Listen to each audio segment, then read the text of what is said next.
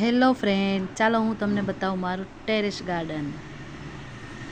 એમાં મેં 2 વાલોળના છોડ વાવ્યા છે.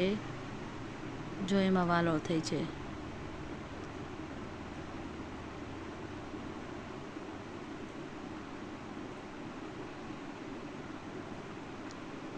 મારા મમ્મી છે, તેને વાલોળ ઉતારી છે જો.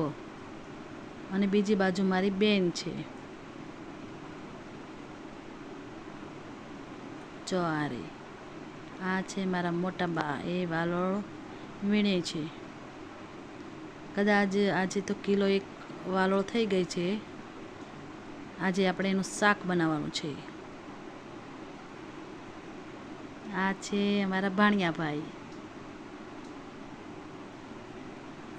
મારા બીજા ભાણિયા ભાઈ છે.